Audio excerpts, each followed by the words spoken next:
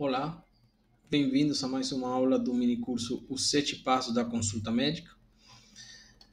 Nesse encontro, vamos falar sobre o passo 4 da fase intermédia da consulta, que seria a avaliação.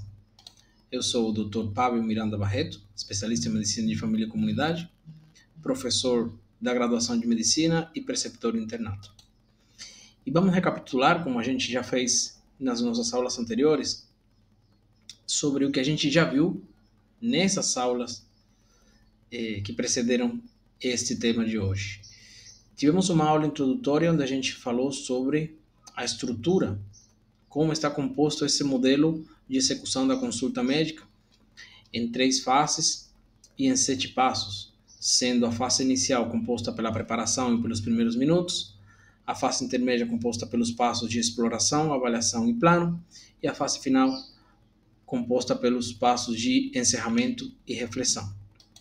Vimos na aula sobre a consulta, sobre o modelo de consulta, de execução de consulta 7 passos, a aula sobre o primeiro passo, que é a preparação da consulta, que é muito importante, como a gente precisa se preocupar pelo ambiente, precisa se preocupar por nós, como estamos, como nos sentimos, estamos prontos para atender o próximo paciente e quem que é esse próximo paciente. Nos munir das informações necessárias que estão ali, que podem estar ali no prontuário do paciente, para a gente poder entender quem ele é e poder, inclusive, prever algumas das coisas que vão acontecer nesse atendimento.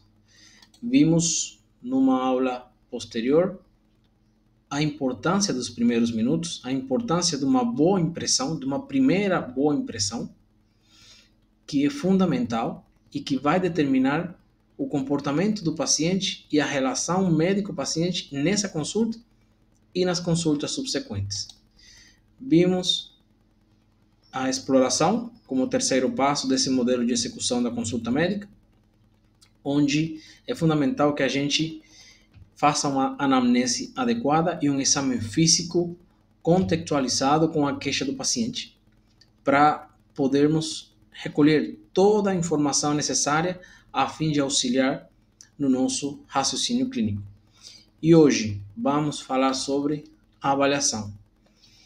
A avaliação que é super importante nesse passo, nesse modelo, já que depois de ter colhido as informações necessárias, seja da anamnese, do exame físico e, porventura, de algum exame complementar, é necessário que a gente explique para o paciente. É necessário que a gente faça a formulação das hipóteses, das nossas hipóteses diagnósticas, dos nossos diagnósticos, que a gente explique e dê sentido aos achados para o paciente.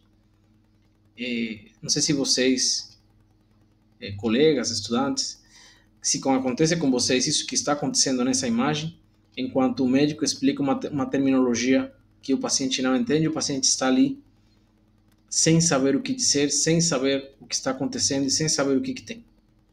Então é importante que a gente dê sentido àquilo que observamos, àquilo que conseguimos ver através da anamnese, do exame físico, dos exames complementares, e a gente pode dar essa previsão, esse prognóstico, com muito cuidado na questão do prognóstico, que a gente muitas vezes pode colocar tempo para o desenlace de uma doença X e na realidade não acontece dessa forma. Então, muito cuidado na hora de determinar prognóstico e os impactos na funcionalidade e na qualidade de vida. Tá? É importante que nessa fase de avaliação a gente tenha presente esses pontos. Nessa avaliação, a gente vai interrelacionar e interpretar os dados e a informação que foi colhida através da anamnese do exame físico. E, em outras palavras, a gente vai montar o quebra-cabeça e mostrar para o paciente uma imagem que faça sentido para ele. Quando eu falo de imagem, eu falo de diagnóstico, falo de hipótese diagnóstica, certo? Isso tem que fazer sentido tanto para o paciente quanto para nós. A gente não pode pensar numa doença X quando o paciente tem os sintomas da doença Y. Então, tem que fazer sentido para nós. E nesse fazer sentido e nesse passo da avaliação, a gente precisa se preocupar com outros aspectos que são tão importantes quanto chegar a um diagnóstico. E seria, então, fazer uma síntese bem sucinta da situação geral do paciente. Olha, pelo que eu acabei de ver, pelo exame físico, pela anamnese, pelos dados que consegui colher através dessa conversa que nós tivemos, a minha suspeita, a minha hipótese é que seja tal coisa, tal doença, tal problema de saúde. É importante que esse momento aconteça. Muitos dos nossos pacientes saem da consulta e não sabem o que eles têm. Se for necessário, a gente pode fazer uma lista, um mapa, um diagrama de problemas abordados para que o paciente entenda e colocando ali suas relações de causalidade entre um e outro problema. É importante que a gente explore as crenças do paciente e as explicações que o paciente tem para aquele problema. O que ele pensa que é aquilo que tem? Por que ele está daquele jeito? O que ele acha que é a causa?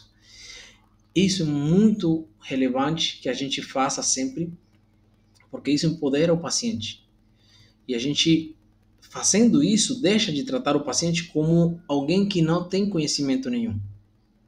Então, os nossos pacientes têm sim seu entendimento do que está acontecendo. E muitas vezes essa pergunta serve também como educação em saúde, porque o paciente reconhece, por exemplo, através dessa conversa, que seu hábito de vida não é o mais adequado, que seu hábito alimentar não é o mais adequado e assim por diante.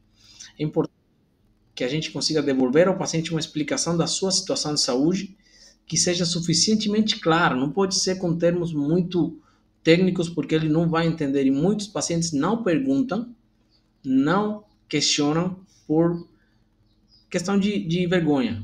Eles ficam envergonhados ali em perguntar, em dar a entender para você que eles não entenderam, e eles saem da consulta com dúvidas ainda.